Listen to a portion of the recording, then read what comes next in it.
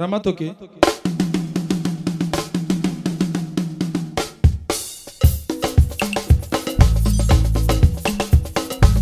Parmi les champions, il y a toujours un champion. Je m'appelle Guigui Fall, l'ambassadeur, l'invincible. Je suis de retour pour monopoliser le coupé décalé. Dernier des productions, il n'y a que les flocomanes qui ont peur. Sinon, tu mangeailles.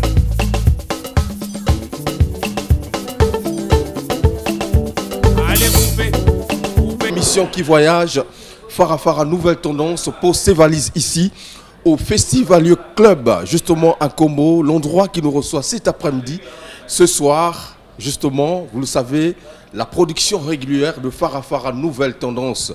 La grande équipe, toujours dynamique et costaud, derrière la grosse caméra se trouve, voilà, l'inamovible caméraman, capitaine de l'équipe, l'adoré Foutika.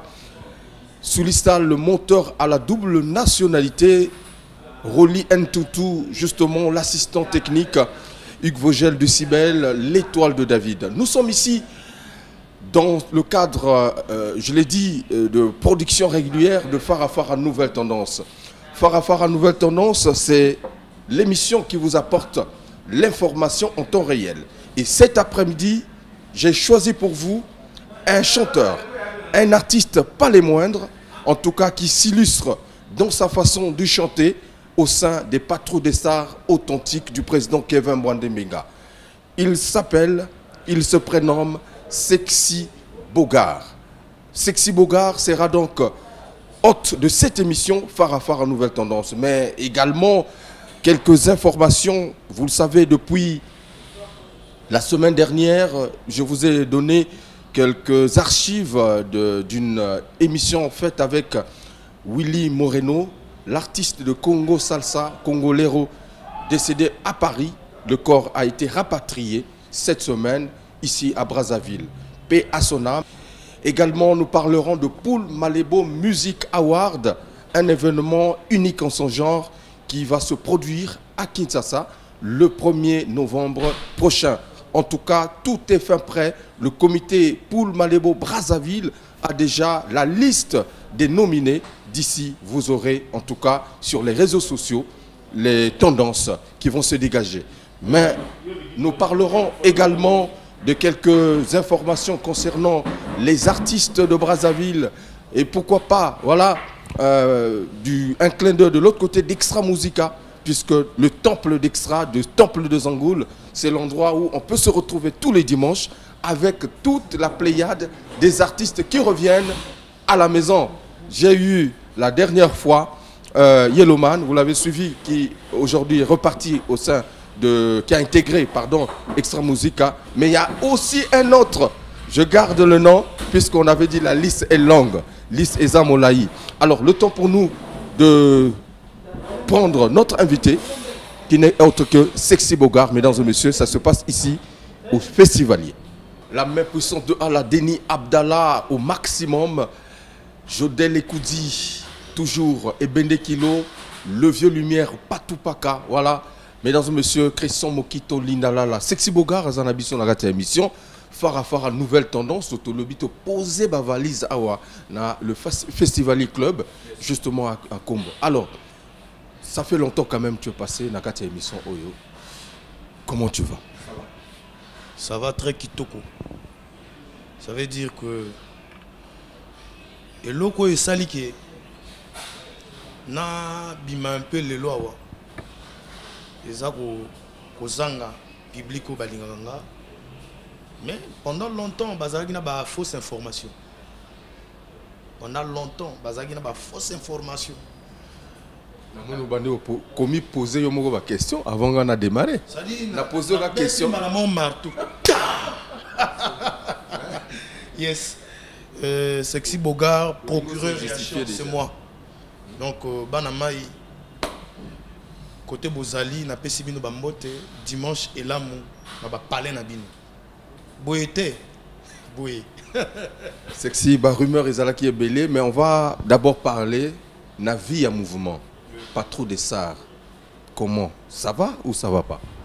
Oui, Patrouille des Stars, ça va. Si au Monica santé, on comprendre que Patrouille des Stars, ça va. C'est vrai que et là il y a bien.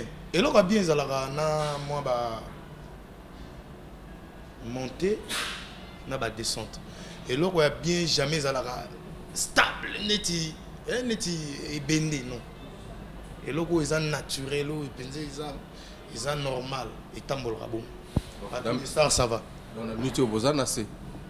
Na minute yo kitoko makasi parce que to memisi bato Congo na moto faut to lo ba ndenge ezali Vous répétez wapi? Actualité ezali que depuis diplomate Boukani déjà nazo quand on début émission on a lancé appel na o amoni yaza na staff na ya bien na ville wana abengi ka numéro ya secrétaire na biso Octave Mbinyama bien affilé to yawana to zanaye to solola to bandi pe ma solo mais pour le reste bo ba sel ba proposition bazo examiner on ani si c'est bon to pe sabino toujours OK. Patrouille des Stars, école de chant de guerre, orchestre monene ndenge wana depuis diplomate bakanga pour peut-être ba réhabiliter. Orchestre répété Kali sous-souté. Et aucun médecin ne peut appeler l'orchestre Patrouille des Stars que après ça va un espace. Il y a une répétition. Bon, on est allé au moni na mosala il faut te barake na mosala et à la na ba condition. Patrouille des Stars est un orchestre ya monene ya Congo na biso oyo. Donc tokoko longola wana mbala moko ba toke mbala moko côté moko boye oyo mouvement zo mérité en côté té. Patrouille des Stars est un mouvement ya monene oyo epesaka bato belé sengo o ba congolais et belé balingaka partout dans le monde. Alors kozwa groupe Patrouille des Stars est répété quelque part, il faut ça na ba condition. La condition que nous besoin exiger alors que ça boulot na bino. Donc au fan n'a parlé 2 mois, 3 mois aux répété. Ma bezate sauf kakake biso salara musique.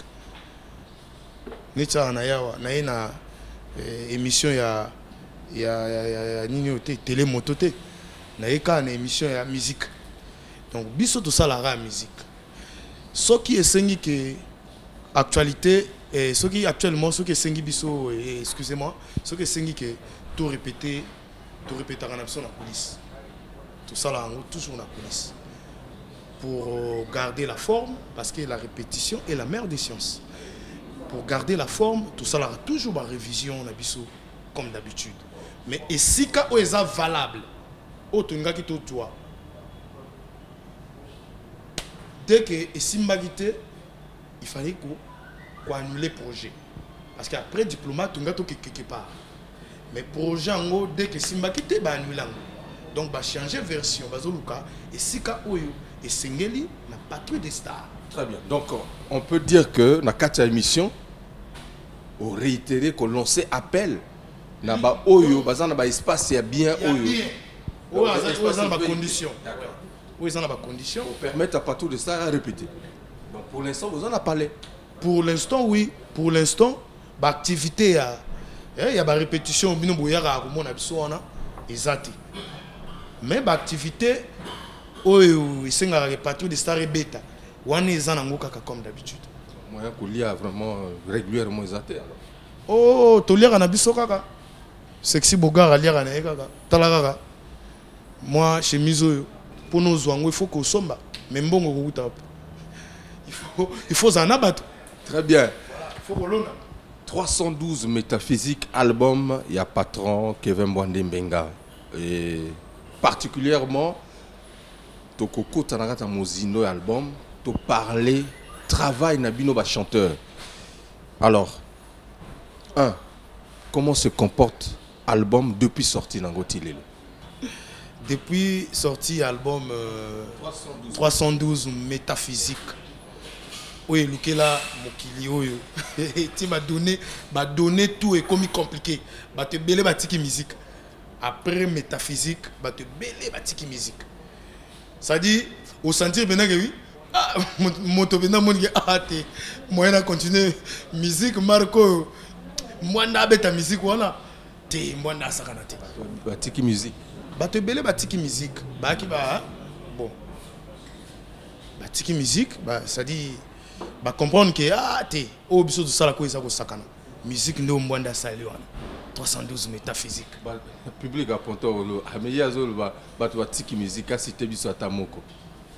Bon, et puis, télé à radio, Yo moto affirmé que non, batiki musique par rapport à tout ya Congo. Oui, bi ba artiste tout ya Congo. Bato tout ba na télé, ba kumisaka album nanga danger. Mais où est l'équipe Congo na mutu? Ezate. C'est pour dire que album et album est alrani. Aujourd'hui, le rôle là, un peu d'exemple. Pour que vous ayez vraiment batiki musique, bah ça musique té. Au fait, bah ça là, comme ça blo mususu, au lieu comme ça bah œuvre na bango quoi. C'est ce que je voulais dire. Parce que yozo comprendre en route. L'album le rôle là 312. T'as l'album le rôle là 312. Valeur nangwezani.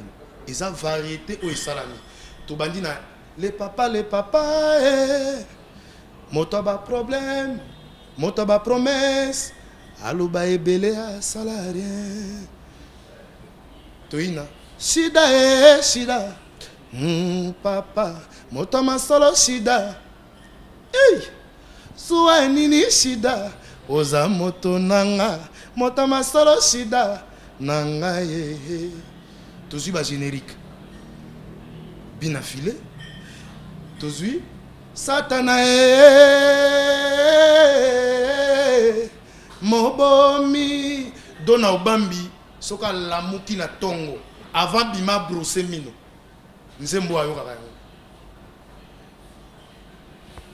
Fondé à Kim Soka Telemi Likola Mbeto Nzembo Yayo Kaka Yango Gislain Opala grand prêtre Nabenga Bongo financier intelligent Nzembo soka la muki na mbeto ayoka yango. Gilo temutunu bato na otanga bakombo ya bato yo bato minene ya bato penza bana mayele bazo salela ça dit ba savoir na bango et puis ba respectaka ba travailler na bango bato na tango ba bato minene Gilo temutunu grand prêtre yesoki satana et ati. Très bien. Sexy. Ça veut dire, la félicité. Oui. Ça veut dire que l'album 312 a effacé tous les albums. Tous les albums na longo les lokoti. Tous les albums, je dis bien tous les albums.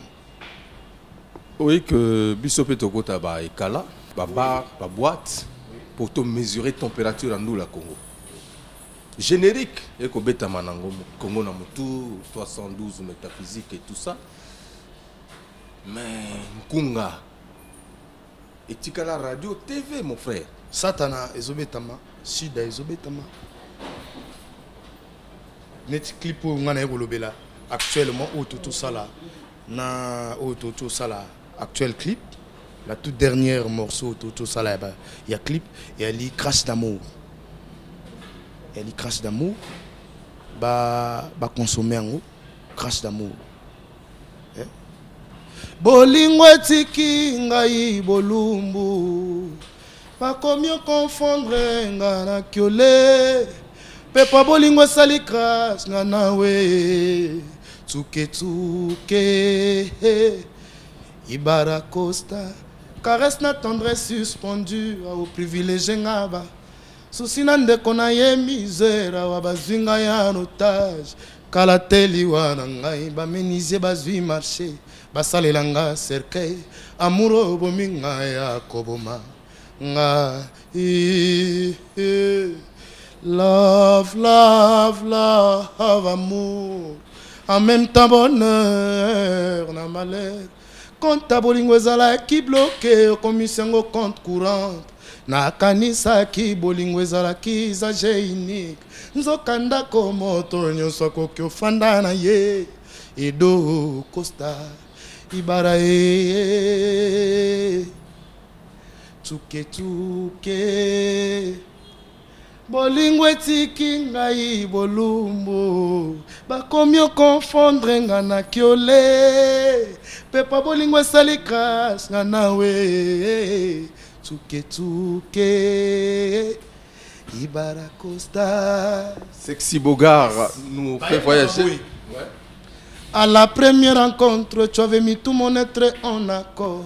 Fusion ya bolingwanga na chérie et transforma va faiblesse nanga na force. Et sengo nangai Edo Costa pour kozo katagu papa pour kozo katagu pour kozo kata sentiment Pamela ondongwa wa zo privenga bilenge Zouele kakandelo te jerima voule koya kokoma ba plénitude et sengo nangai jiseke na kaokeli business nga Edo nakolia na nanye libanda malili agilote mutunu nga Edo nakolia na nanye nazoyeba te arma briso pimba loin de toi c'est la merde plus que ça c'est la mort Anthony Salem DG Akera Papa Narmelia Brice et Marunguyi ça dit procureur Yachan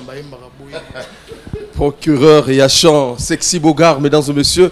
Ce titre, vous le trouverez dans l'album 312 Métaphysique avec pas trop des stars authentiques du président Kevin Mwandembenga, mesdames et messieurs.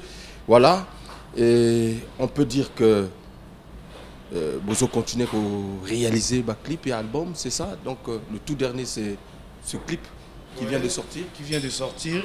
La toute dernière, c'est Crash d'amour. Alors, Tokolanda, tout à l'heure, mesdames et messieurs, un extrait. Crash d'amour, exclusivité. Dans cette émission Farafara Nouvelle Tendance, je vous ai dit, le Festivalier Club nous reçoit cet après-midi. Et ça va être... Crash d'amour pour la combat. Crash d'amour pour le couple qui dit Landry, Babalani. Crash d'amour pour Motonangai, les financiers intelligents, Ghislain, Opala. Crash d'amour pour les Congolais Nyoso, ya Léon Alfredo Pimbalinga Raboye. On regarde, mesdames et messieurs, avec beaucoup de bonheur. Phrase Ninina Lubelayo, Boyoye ba degré amour nanga Anne Clarisse. Edo, Sokozanaki trésor, Mbelena Bimananga pirate. Nalukayo naba il naba océan A. Edo, reviens, s'il te plaît. Nos qui absence y'envahit na chagrin. Salanoki, monte maraposana yo. Un jour férié, na bolingo ezala kateo. Edo, Costa na bolingo ya baku. Atope singa moke, na konima na ngai pona soni. Anne Clarisse Ibara. Ça ne suffit pas, ajoutez-moi cadeau. Cadeau ya mon frère. Oui, oui, oui, cadeau ya love. Devant l'amour et devant la mort, il ne sert à rien d'être fort. Ibara Costa Ibondaise, Ibara Akolibel. Soki ezalaki prison à perpétuité pesanga mystique. Poloko nanga pasi koleka ya Mandela nayebaki yo démocrate lelo bongwani dictateur pona nini Edo.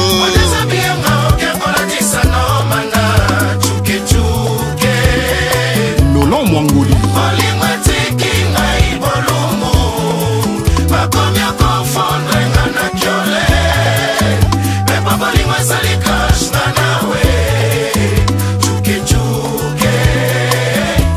Iba ya Bobo Ibara. Chuke chuke Bolingo tiki ngai bolumbu Bakomya kofondre ngana kiole Mepa bolingo esali kashta nawe Chuke chuke Ibara Costa Tendresse na caresse suspendue Awo privilège nga balarme Susi na ndeko na ye misère Awa baswinga notage Tola teli wana nga Bamenese base marché Basalela nga cercueil Amour obominga ya koboma ngai Love, love, love, amour En même temps bonheur na malheur Compte bolingo ezalaki bloqué Yokomisango compte courant Nakanisaki bolingo ezalaki usage unique Nzoka nako moto nyonso akoki ofanda na ye Edo Costa Ibara ye Kevin Desperado. Chuke chuke Sorel Itua Jamana. Bolingo tiki ngai bolumbu Bakomya kofondre ngana kiole Pepa bolingo esali kashta nawe Chuke chuke Ibara Costa Ibara Elongo Gaston. Anzoro Nye Catherine. À la première rencontre, tu avais mis tout mon être en accord. Fizo ya bolingo nangana chérie transforma ba faiblesse nangana force. Esengo nangai Edo Costa. Akoli Marie. Pour kozo katagu papa, pour kozo katagu, pour kozo kata sentiment. Pamela onongo awozo privé nga bilenge. Souele kakandelo te jeri ma foule koya kokoma ba plénitude. Esengo na ngai jiseke na kao keli business. Ngayedo na kolia na nanye. Libanda malili ya gilote mutunu. Ngayedo na kolia na nanye. Nazoye bate arma briso pimba. Loin de toi c'est la merde. Plus que ça c'est la mort. Anthony Salem. DG Akera, Papa Narmelia Brisema, oui. Ondele Alphonse, Elvi Christelle Otoki, Amavi Makwala. Gervenzo, Gilda Sambelengeso, Préfina sur mesure, Gilda Santoana. Noélie Oyabiki. Yo tinta poneso, na bolingo na bo, Edo Costa, ye. Awa Miami Satanina Kulika defi ya petrol Love na yo elingi na ngoko tina ngai Sito na la mort Léon Kani Arnaud Beki Owasa. Rona ngai ya mariage Ubumila ngopuna liwa nanga Olingo tina ngarakonde concentration Lokola Hitler azalaka kotinda ba juif Le Tsar Papondi. Na mesala na ba chagrin ngaye na mesala na ba passé chokenga bolingo etiki ngai bolumu Mawa. bakomo kanisanga mwana moto na kiole nzoka nde pasala mu pepo bolingo esalaki crash nga nawe nanga Alima Asmekong. na mesala na banko na litama ngaye na mesala na nga kolela Love Missine la pointure. mabela asala mpona linga yo basakrifise nyonso obwaka na mai yo bosala babiefe okotanga na kata ntima atakolo boboyinga nga nakoka te nazanga baboti na boyi nazanga yo wendo Costa.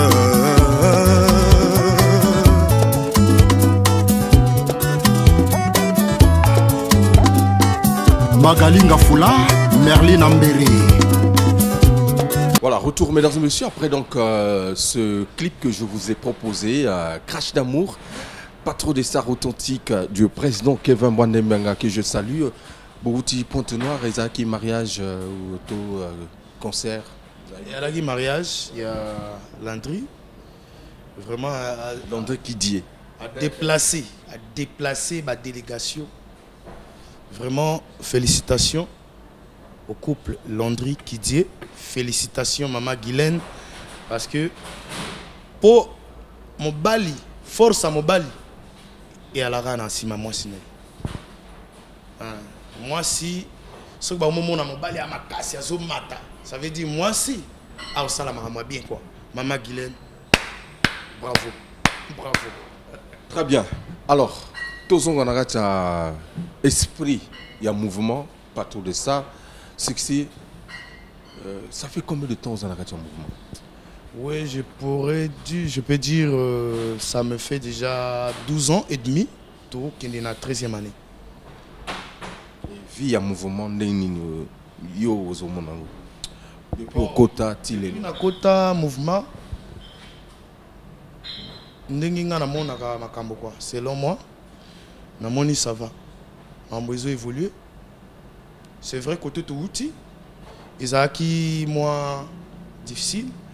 A toujours percé pour que ma camangoué et ça le quoi crescendo quoi et mata mais ça va album aliboso sala o yemba o participa na patrouille album nanga liboso ezala ki kanga nzoto ezaki pe album moko bien na nzembo ya Deni Abdallah papa na Denizete ngai wayo bolingo eza se kobotama équation ya bolingo ezanga solution standard yango ekotisinga moku ya botutu ya bomwana ai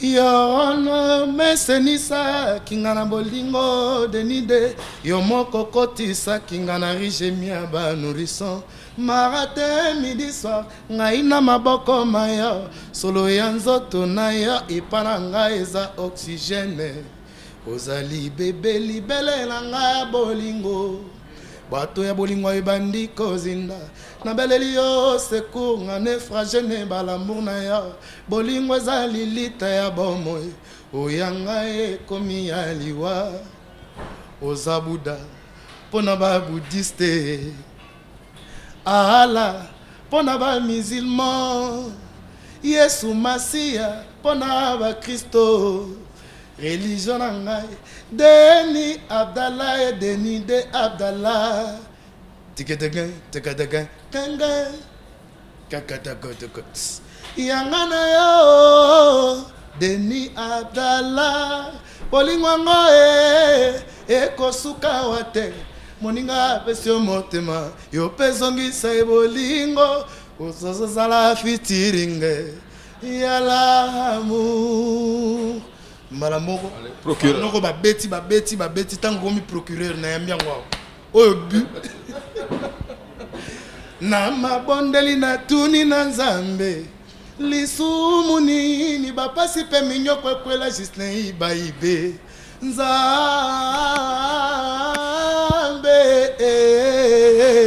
papa baheba kutabo mengo basimba sutani na yote tokoma deko bomana samuna mbongo mawa ndeko bomana Alexi oyomi o pola ya imambu mingi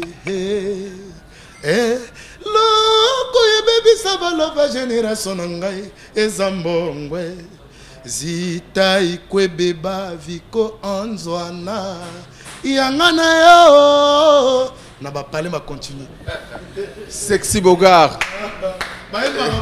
Mais jamais depuis Nakatia Pato de ça aux Anankunga pas de chanson depuis Wana. Oui au moni aux Anankunga procureur il y a ba vocal si bien que et ça leur a d'abord plaisir soko esika bato ba pesu esikate aux ala hotel mati soki mokonda kwa yambiote aux ala hotel ma ça veut dire maintenant soki ba pesu esika ba lobi zwa kiti yango yo vanda je crois bien il est temps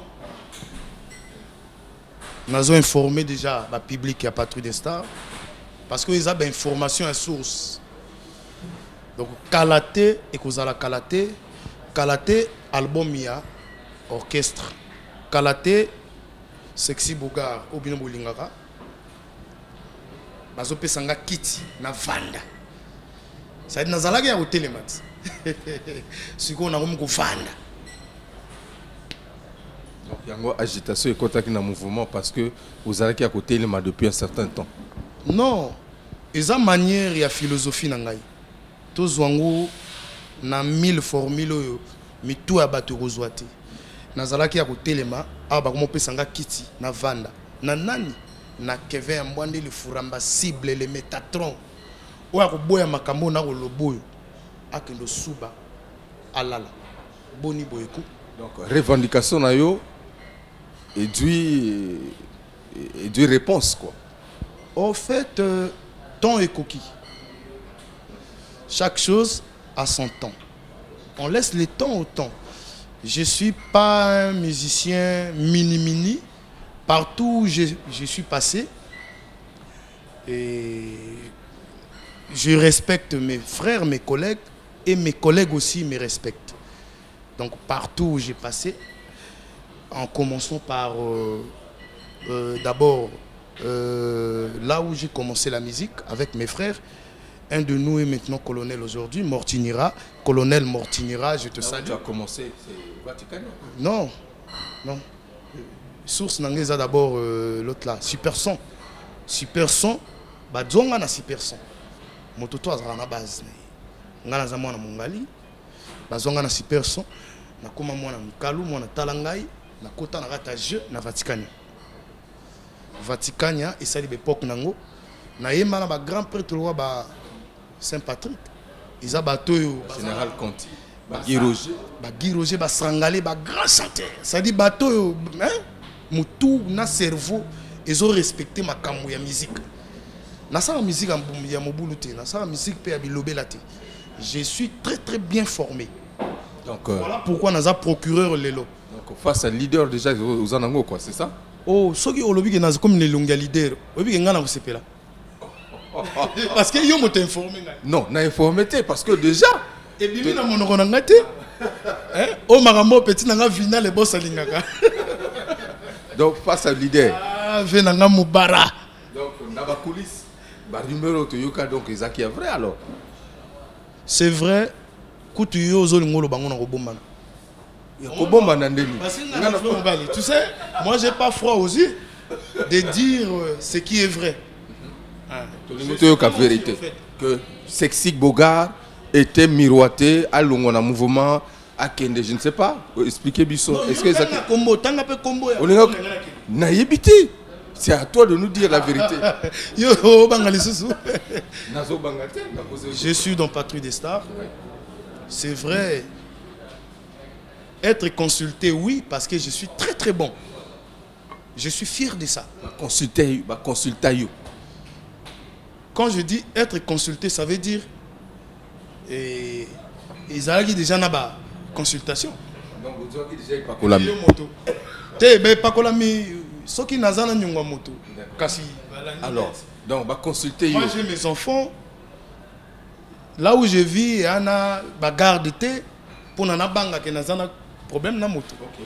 Donc moi ce que j'évite dans ma vie na tonga moto na simanae na loba likambo nga na salité j'évite ça et ma maman me disait que il faut dire la vérité parce que la vérité libère yango tolingi toyeba vérité yango ba consulta yo na nani et olingo kende wapi olonga na mouvement ya Patrouille des Stars na Patrouille des Stars. Ce qui ma consultation il y a kaka. Et parce que bon. Je suis très bon. On l'ignore pas. Mais on l'ignore dans quel groupe? Ben c'est important. Hein? C'est important. Banamaï, banamaluango. Procureur et chance c'est moi.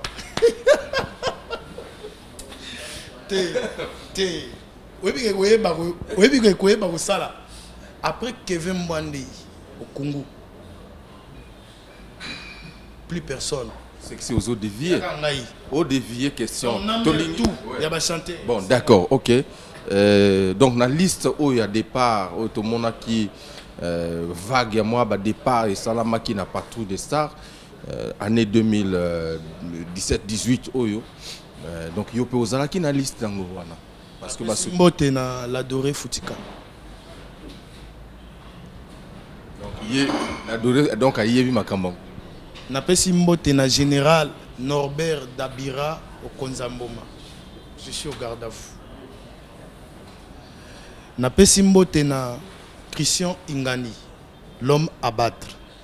Napesi Mbote na ngai na Eloge Tessoa icône.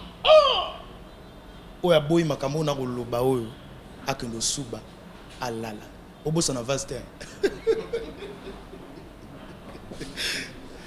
Ce qui est vrai autour de l'Obarawa, tous en préparation et Robima Libanda, Banamaï, Bana Congo. Tu as dit déjà que tu peux parler Nango, voyage à partout de ça, à Paris, en France. Tu as dit déjà les informations, mais tu as changé. Tu as changé. Tu as changé. Il y a des informations. Parce que Olingo Okima, bon, pourquoi vous changez d'idée à cause de la mouvement? Alors que vous sollicitez comme leader, vous avez un album, vous avez soit une extra musique, ou je ne sais pas. Yo, donc information, vous avez bien go. Vous avez une information ou pas? Il y a bien go, mais ce qui est vrai dans toute chose, vraiment Bali, elle a décidé na vie na moko. Avant du Cambo, tout, il faut avoir d'abord conscience na yo, au tient en place, pour le bon. Là, on a au salo et anime. Est-ce que c'est bon ou c'est pas bon? Moi, je trouve que je suis très à l'aise dans Patrouille des Stars. Makamsou, bon, tu continues au boya, le coup père après ma belle. Tu continues au boya. Oui, j'ai été sollicité, oui. Mais, parce que là où je suis très à l'aise. Pour réviser au Moni, au Kanisi, il dit que non, je préfère continuer. Kokanisa, tout est. Kokanisa, réviser, tout ça. Tu vas loin. Makamoso est positif. Motazonga asima sousti. Parce que si on a révisé, ça veut dire que c'est comme un loco. Yo anango comme kanisa. Voilà. Ce que zaka makamba maloba na maloba. C'est à toi de penser et avant de dire oui. Aux autres bah oui ou non kantit. Dit ko kantit que c'est bon na kambo na mbongo ba pesingai. Donc c'est bon. Donc on va solliciter yo pour bonga, au changer vie, bah voyage, na mituka, yo boy. Ah, tout ça l'émission il y a télémoto. Non, mais attends. Balingi va élever yo, au changer dimension. Masuwa makeye. Na memayo na mboka mo susu pati. Pe kobosana te. Nde otikinga na mokili nazali kozela yo masuwa makomi mosika ngama na miso batangi pati lokola sango etambola okena libela te nde otiki biso na geya lokola ya moko loba nyonso belokuta ezali kotambola na basango ya Evina kominde koluka moye pona tika koloba kengala kolimwa yo Evina bombina motema po eba kengala lingi yo Evi apekisa bango sango na ngai etambola la kolakisa ndenge balingaka analakisa ndenge balingaka Nini kotinda Sexy Boga un jour en Longwa mouvement. Kolongwa mouvement, oui. Vraiment, bala lo baraboui. Kolongwa mouvement, oui. Un jour, on a Longwa na patrouille. Ni le kotinda yo mouvement un jour. Oh, et l'autre tinda non. Et l'autre peut cause en angoté, mais au moment où on a créé cette situation, abimi. Or que ngai pona na quitté patrouille et aux alatés que non, on a créé problème, non. Kevin Mwande, pour moi, concept Nangabu. Kevin Mwande, c'est mon papa. se séparer avec lui, il faut y a tikala na place wana ki papa chinga ngana tikala mwana. C'est comme ça que atana kei nazo vanda même na Angola, atana kei nazo vanda même na Libye, atana vani na Dubaï. Na ozana amour wana et puis na motema na place na nge kozala kaka. Ce que je dis là, c'est très vaste. Et un eloko bato belé basala kate. Yo mo quitter mouvement. Mwande anani. Ah! Pendant longtemps, à Futayo. Pendant longtemps, au Futa Bandaku, benga na babutu presse na boy. Les loyo comme finga na miso bato. Est-ce qu'il est normal? Moto a joué éducation à bien. Batala keka na maloba. Quand tu parles, tu verras celui-là a été bien éduqué chez lui à la maison. Donc ndena loba boy, bato ba on a déjà mère nanga d'ailleurs. Mais tant on va na plaisir parce que non, ba nanga bazo bénéficier d'une éducation moko ya kitoko. J'ai mis ma Melga welcome. Ma fille, la dernière de mes filles. Bazo bénéficier d'une éducation chance royale. Tu vois non, na lingaba nanga trop. J'aime mes enfants. N'engé vu au pimba lingaba pe banana ah vieux père à château. Très bien. Mesdames et messieurs, on va marquer une pause dans cette émission Phare à Phare à Nouvelle Tendance. Illustration encore. Te proposer Bino un des clips, du moins une des chansons les plus merveilleuses de cet album 312 Métaphysique avec le président Kevin, leader, Mwande Menga, Lifuramba, cible, Satan, Satana. Satana, Yangonde Makam. Soko boy Satana, Kino Suba, Olala. Qui est Mouizanini?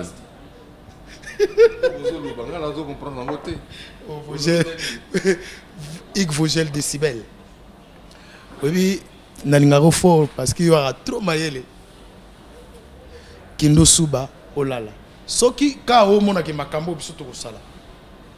Et c'est plus sauté. Ndé to fanga na yo na émission boy. Soko monike et amabi. Donc appena le bango alors. Oui. Donc ceux qui au CP la émission té Kino Suba, Olala. Alors on va regarder mesdames et messieurs et on se retrouve tout à l'heure pour le dernier virage de cette émission. Na souhaité Nzembo yé ala mukakanango ala la kanango. Le vieux Moubara. Mon vieux Moubara, vraiment, yona petit nayo, boyo kanzembo na bino. Très bien. Satana, extrait de l'album 312 Métaphysique, Kevin Yamwande Menga leader. Nzambe soki yote oma Nzamba za moto ya bato bazanga bato Butu eza tango ya balala ya binose ba réunion na komo ya Lifuramba Metatron Boko nsisipe na kufa noki Boko swape nini familia ngai ezanga Patrouille des stars na wara Kongo bazanga Moyembi Senga kika kajida Ateka mwana nzambe Pona mokili ezolo biko Dieu écrit droit sur les lignes tordues Obanga nzambe Satan bima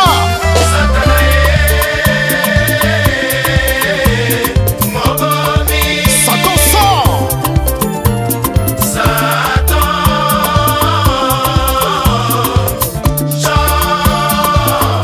Oust Satan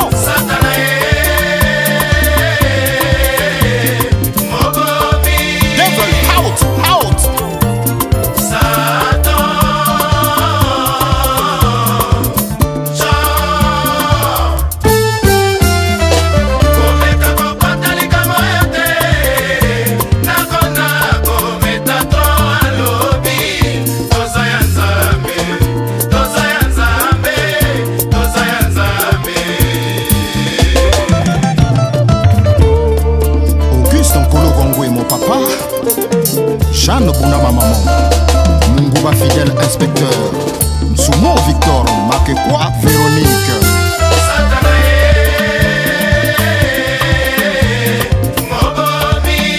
Satan, Yama Bomi.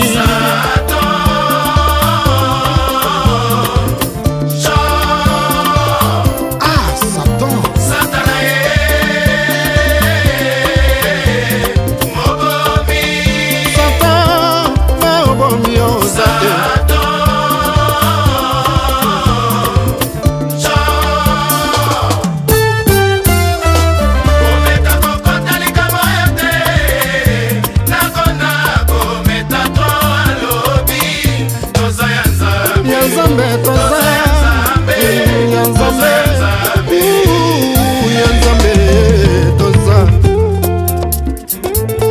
le chemin de la lumière infinie, je t'invoque. Archange Métatron, prends la commande. Ça, c'est la bonne musique de Patron des Stars. École de chants de guerre, jamais sans nous. Yes!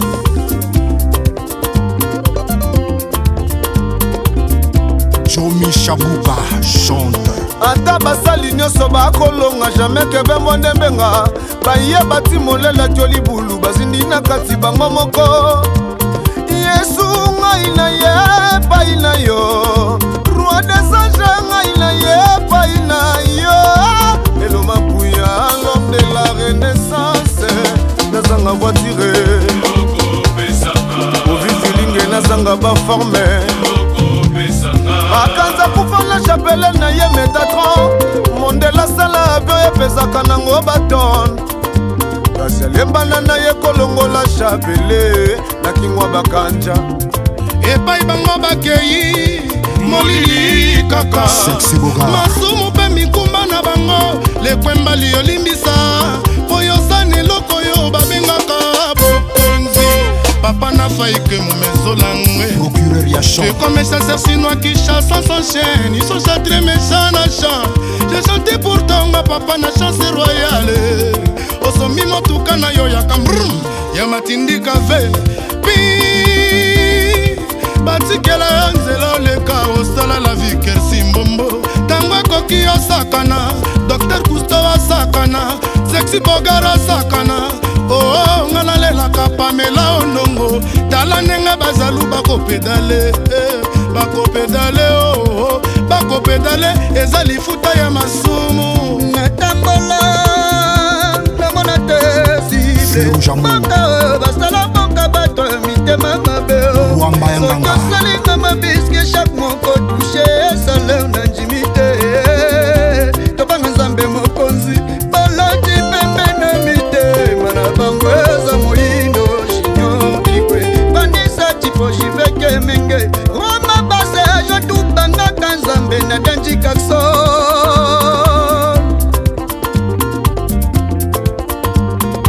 garçon sexy Pokémon Loti Pikachu Belisa Jakarta Congola comme Salama Betongo pourquoi Bonini arrêtez je vous en prie j'en ai marre Samago s'appelle Tesuki Bolingo Zate Kevin Wende Papa na winner na singise Bolingo Bon shalom na sengi l'amour Marcel Dembute omoni nenge pinzuli nange konyo Loti Pikachu a changé modèle Los Angeles, Borel, Kosio Zapeti, Palin, Clarisse Nikunae. Nakanda te, nazuwa te, mingi bolingo, tubanga kakanzambe, boya monde, ebandeli ya mayele.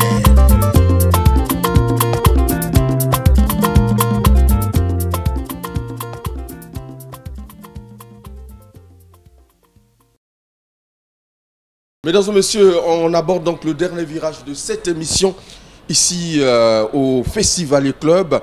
Nous faisons un clin d'œil justement à tout le personnel qui regarde bien évidemment cette émission, qui nous reçoit aussi ici merveilleusement bien. Le DG du Festivalier Club, je vais arriver, Roston Oyeri, patron d'Ex Obadi, et Maman Inès, en tout cas à la caissière, et Didier Célon, Didier MG et Didier et Gaël. En tout cas, c'est l'ambiance totale ici, tous les jours, 24 heures sur 24. Alors, Sexy Bogart, na minuto yo, naïbi que Boza toujours qu'on luka siège, il y a répétition confortable par rapport à la dimension, il y a patrouille des stars, parce que qu'on a beaucoup répété dans ma condition, hein, il y a VIP, et donc, pour l'instant, vous êtes à la maison, et le programme, il y a mouvement de éviter.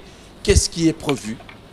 En dehors, il y a fuite, il y a habité ceux qui sont en rumeur, mais dans les réseaux sociaux, on parle déjà, il y a concert, il y a Paris. Il y a playback, il y a président, orchestre, partout de ça, ils ont qu'un des poteaux. Déjà, Banami Kili, je naza mon poto, naza mon poto. Funa lubango po batumusu bao kansangoti. Na tango bango ba kende lelo ba kantango on dirait que non, œuvre et les katou. Et œuvre moto tamusa moto na bamboka oyo tout au lukaka ko kende. Patrouille des Stars va en France dans pas longtemps. Donc je dis comme ça parce que dans pas longtemps aussi on va donner la date. L'affiche sera publiée partout. Et affiche Moko déjà sur les réseaux sociaux. Sur les réseaux sociaux, mais sans date. Oui, oui. Alors affiche à date. Fake news ou comment? Après affiche à date et qu'il y a un bilongisco batongo bango bazo kinde. Oui. Nazomona te que mosala na ngezo mimanga quelque part et na s'enorgueillir. Et ça va devoir. C'est normal. Ce qui me semble quelque part. Tu vas sur place na parité. Banamai, tu vas sur place na parité. Tu vas un peu de belé. Tu vas en Belgique. En Belgique, il y a bino yangoana. En Allemagne, il y a bino yangoana. Tu vas quitter côté à. Tu vas zonger sous côté à Côte d'Ivoire. Tu tourner côté wana. Parce que ma mort ça la paix côté wana. Va devoir et après tu m'attelles encore bakota likolo après tu me quitter lisco na mboka na biso koto mitema na biso et fandaka biso bato biso boy toza papa bano donc faut ça la mbang ozongi et omoni pe bana esengo ya mosala et ya vie yango wana. Mais ce qui était tourner à moi molai, en peu de temps tu peux vendre vraiment sur place. En peu de temps tu peux tourner. Donc information à ma casse. Bobanga na binoté. Et nous avons encouragé les bosseurs. Parce que te belé ba paresseux. Et te belé ba mouvement mususu ba paresseux. Au moins moto a paresseux donc. Alinga ta koye kolate. Boye kolaka. C'est très très important. Ça gagne de plus au ye kolaka. So ozo ye kolate ozo boma boulot parce que concurrence na biso ezaka na terrain. Na lingite nzembo na nga mokolo ba koyo kango. C'est-à-dire mokolo bazo kanze monanga bazo mona identité ya Mwande bazo mona Vaticania bazo c'est-à-dire il faut faire parler na bato ke parce que ba pesio kitio vanda c'est que ça na tina yo sko ba pesio kitio vandi mais tina nango et monanité ba vocal les olia ba chanson mabe wana yo moko mais entre-temps, qu'est-ce qu'on peut retenir concernant pas trop de stars? En dehors, il y a programme où il y a Paris, il y a France et du moins Belgique, tournée nabino européenne. Au niveau, il y a Brazzaville. Est-ce qu'il y a un programme, puisque déjà Naïbi que voilà, l'orchestre est là au grand complet, et voilà, mais qui ne fait absolument rien. Non, Kobeta n'est dans le bio. Kobeta, ce qu'ils ont une invitation quelque part, tout ça a toujours à devoir en abisso. Comme d'habitude, mais pour l'heure, le siège Oyo, Batuba Ebel Bisso, Nandingo Tobeta vendredi. Le diplomate, ils ont il y a construction. À bientôt, même Messi là. On a lancé qui information à Wake. Tous en a besoin. Il y a ici où ils ont malamu.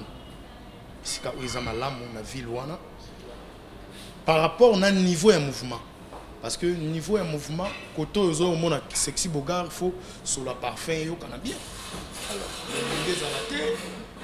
tout en a donc il faut ça na moi style standing. Alors, dernière question, et ça question moi à téléspectateurs. Balobara souvent que musicien pas trop de ça, c'est vrai, musique mais on a l'impression que vivre bien koleka baninga surtout moni ya ba orchestre mosusu et ça la kabino nini tango boyoka kango.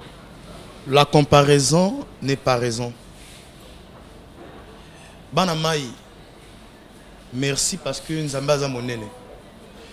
Dieu est vaste. Il fait ces choses telles que il veut. Ce qui nous a mis moto alingi na minito ngano to kutana. Ça veut dire yé moto alingi ba pirwana balia soso bisoto liandunda. Mais Zaka Nzambe Jova Yepe moto akoyeba tourne biso eza à quel moment Isebola il roule voiture dans patrouille. Biraman il roule voiture. Boba voiture mosu peut et cause en mais bato mosu ba vivre que caché. Mais au monara moto ani bongo mais ani loko moko boy. Olezala ya moko et kotangi di po chance royale soki tongo etani soki gâteau na ezate mabe. Maria Tatia soki tongo etani ebina papa. On n'a pas encore fait le lait. Donc à rappeler que nga ba blog wana. Donc pour na yango ezanga te nazo mekampe ko bongisa pour ne pas que na lobakeo président nga mabe. Artiste responsable. Très très responsable. Je suis très très responsable. Et puis bango moko côté bazana ba mouvement na bango wana. Yana moto ofungola mbanga te atitoye nga azate. Na lobi yango bien na télé. Azate. Je suis procureur et agent Sexy Bogard. Point barre. Après Kevin Mwande c'est moi. Je le dis comme ça. Tout ce kabango na loko moko boy avant tout se séparer. Sida sida. Papa, motama solo sida. Simba zoe nini sida. Oza moto nanga, motama solo sida. Nanga. Elengi mosaze mayoka kasoka zolia manga sende na munga o Christian. Ezale elengi na yo ezobo mangai. Nazwa na balegreze maître kuku di mal Christian okuna pe sanaleti pesa biloko yaya fonde kim na désiré lipondo pesa biloko yaya pesa ngelengi bakoboy bayoka na chevalet na lati pe bora bakoboy malobango za letua kidi malobango za kandengona pesa ngelengi bakoboy bayoka na chevalet dore litua kidi Trésor Pere Anida Yoka. Merci. Merci Sexy Bogard. Et à tricage. Succès à tricage na boyango nango. Naza vraiment très fier na mosala tout na scène la patrouille. Kanganzoto. Bazui boru ya Denis Abdallah. Tozui deuxième monde. Yonanani, yonanani papa, yonanani. Olingi libanda, olingi katili kambo, yonanani. Fote na yomoko. Elengi no komisanga, avec lui la tamaneta noire. Obolingo, poneterete. Chaque jour, heure, minute, à la seconde. Même goût, sentiment, nazolela. Avec les anadroye kolinga si belle qu'allez-vous malgré handicap na ya binzela ya mudindi beli kaba junior igwe ya mudikita minyo monzo nula selfie crei bombo na klenyama ya na klenyams papa na Isaac na Emile Veril pire vie akati yes na buki po nuance basakana kana ngote soko sakana na nuance ko sakana na. Merci Sexy Bogard de nous avoir reçus ici dans ce temple magnifique, le Festivalier Club, justement ici à Seine TV à Combo. Dona au Bambi au maximum. Awa eli soko lingi na yo kaka otokati omela avec excellence. Yaka na le Festivalier Club. Alors oya boy le Festivalier Club. Suba Kendolala. Au Bossana Vaz. Merci. Mesdames et messieurs, les très fâchés sont en studio. Un orchestre qui nous a émerveillés il y a quelques moments, quelques temps. Voilà, un comeback au studio pour continuer à faire vivre la musique congolaise. On les a surpris à l'entrée du studio de production d'Inidé Abdallah, la main puissante de Allah Touka, qui récupère les talents, émerge les valeurs. Voilà, donc un scoop pour les inconditionnels de cette émission Phara Phara Nouvelle Tendance. Et je vous retrouve tout à l'heure pour quelques informations encore. Donc, on est bandé à la Makambo, donc on bandit déjà Makambo. Donc, on trop parlé, tellement bolobi, très facile, on est au bandit. Donc, on est au côté de boîte, il est grave.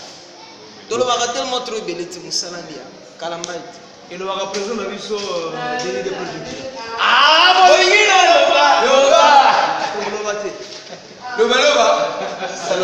trop. Oh, bon, il a boy, oh, bon, il est. Très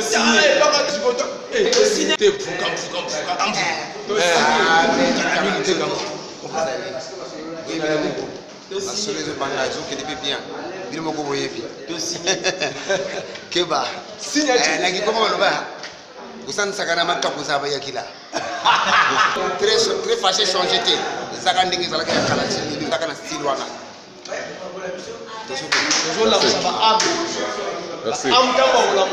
Voilà, mesdames et messieurs, c'est donc les très fâchés qui sont en studio.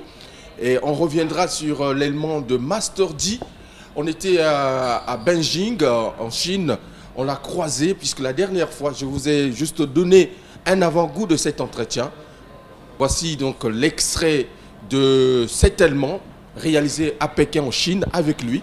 Et ça remonte de deux semaines. Voilà, on était là. Un clin d'œil à voilà, Master D et Eric Gombe Obemonde, que je salue dans cette émission Phara Phara Nouvelle Tendance. On regarde et on retrouve Sexy Boga. On croise ici justement à Beijing, où nous sommes venus dans le cadre de la formation des chroniqueurs reconnus.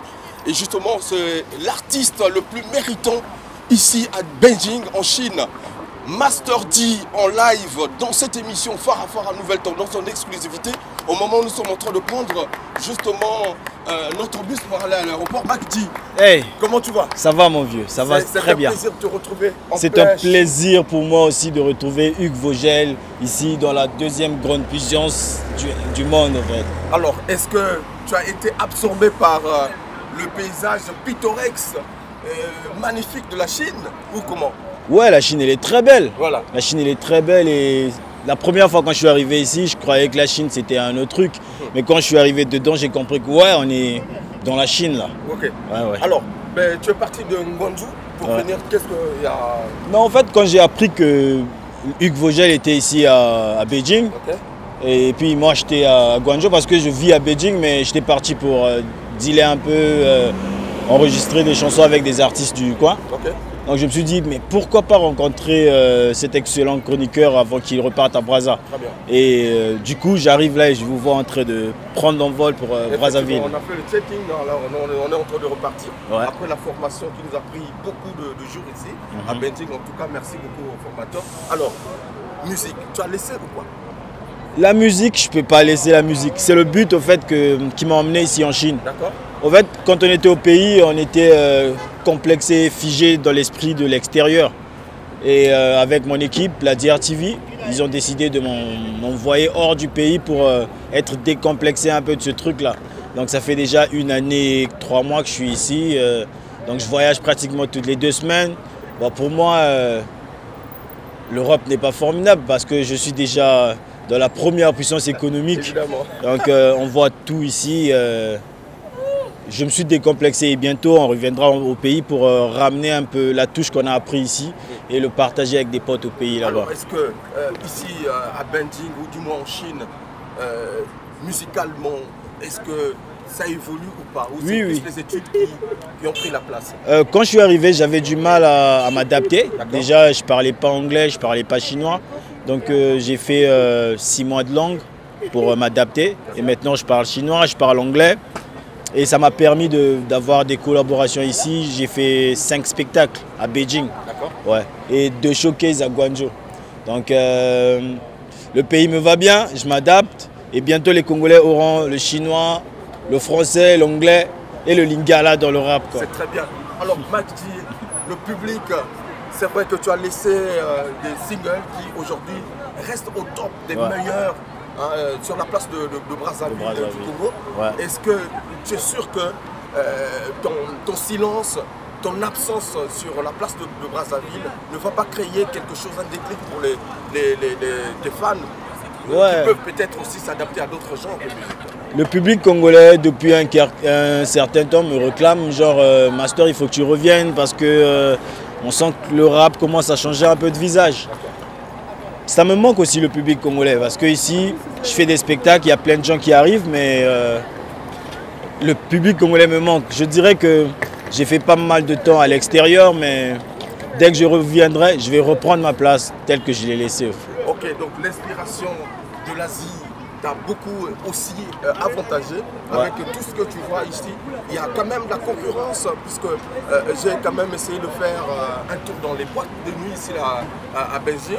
Il y a vraiment plus un accent de la musique, je ne sais pas, internationale. Oui, la musique urbaine, comme on le dit couramment, est très à la page en ce moment, la world music. Et puis nous, on a grandi dans ça. J'ai eu du mal à m'adapter juste pour la langue. Et puis dès que j'ai tout compris, je vais sortir des singles bientôt avec toutes les langues dedans. Un petit mot à Eric Gombe Rebond qui nous regarde en ce net moment, dit en direct de Beijing à Pékin en Chine. Voilà en chinois. Ah, ta gueule, ni hao, 我相信你们啊，我刚刚回过了，可能4个前我回来过了，我喜欢你们。 Ça veut dire quoi? Ça veut dire que, grand frère, je vous aime bien. Très bien. Peut-être bientôt je vais revenir au pays. Vous me manquez quoi. Ok. Voilà. Alors, c'est-à-dire que à ton retour, il y aura un single Made in China ou quoi? Ouais, je prépare un truc. Le truc, ça sera une bombe. Le titre c'est Pablo. Donc le dealer international quoi. Parce qu'on a traversé les frontières, on dealait la musique au pays. Mais là, on est arrivé en Chine, on commence à dealer la musique en Chine. Donc je suis le dealer international, Pablo Escobar. Très bien, en tout cas, Master D en direct de cette émission ici à Beijing. Voilà, un scoop pour vous les mélomanes, les fans de Master D. Alors, qu'est-ce que tu peux leur assurer? Puisque déjà, on va se séparer tout à l'heure. Bon, le rap a été corrompu depuis un certain temps, dû à mon absence. Mais je reviens bientôt et je vais encore coloniser le hip-hop avec des bons sons comme vous aimez. Mais pour le moment, il y a une chanson que j'ai laissée là-bas qui sort bientôt, la CR7.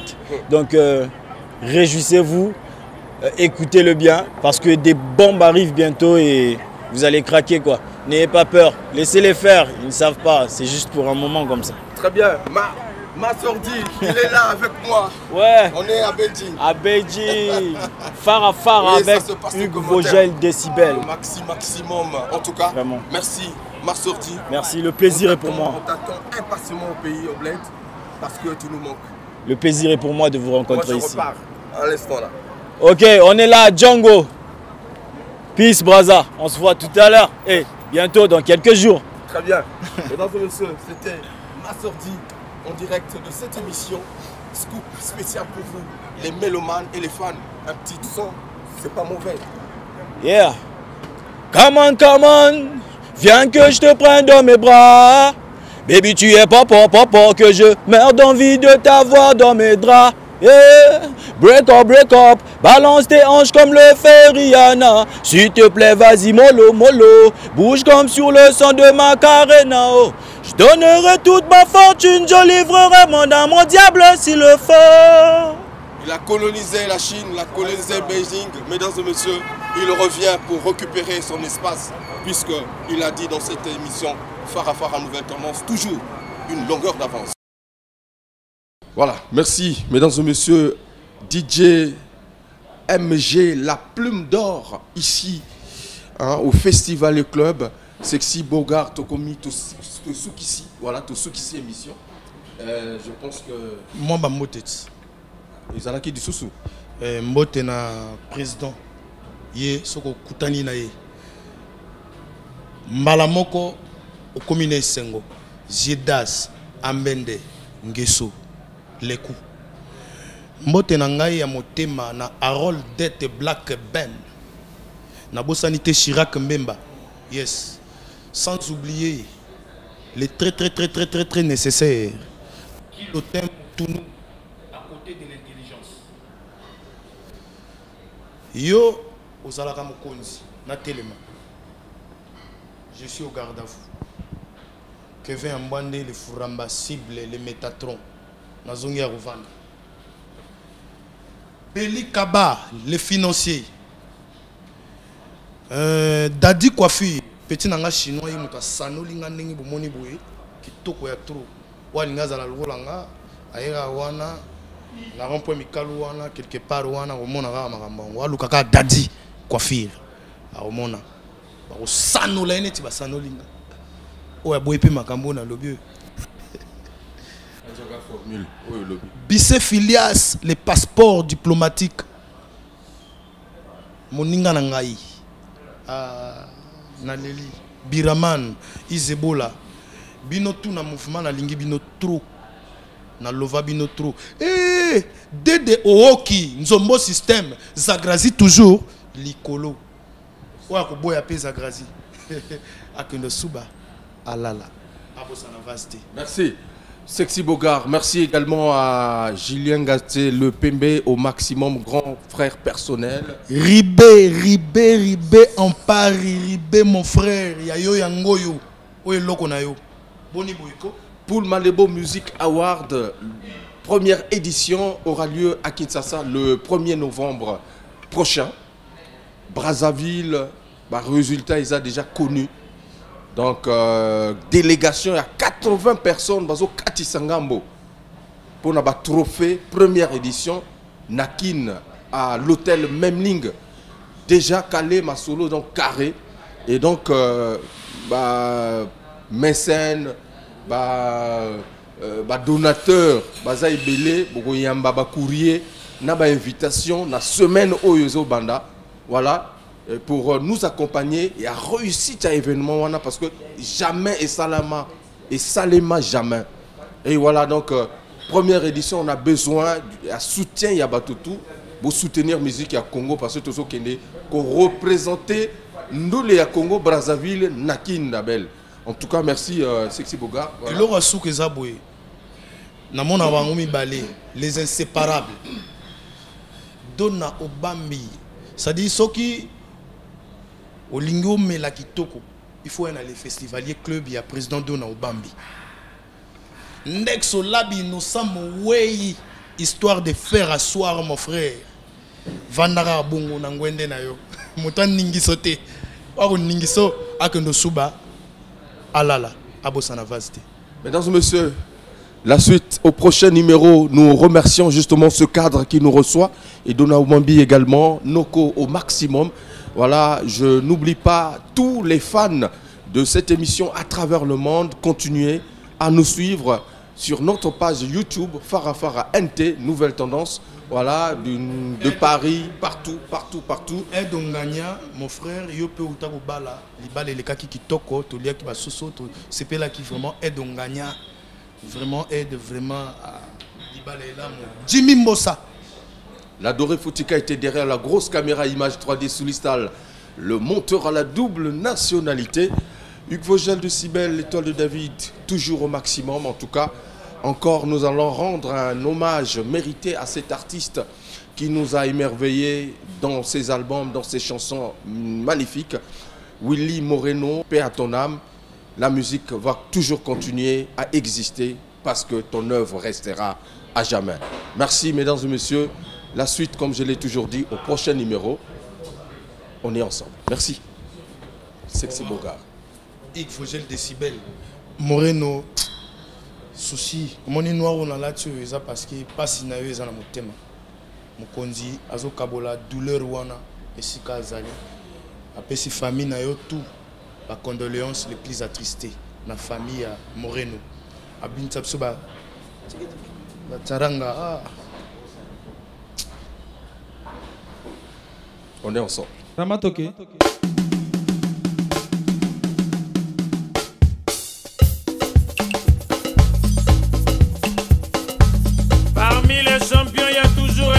bien. Je m'appelle Guigui Fall, l'ambassadeur, l'invincible. Je suis de retour pour monopoliser le coupé décalé.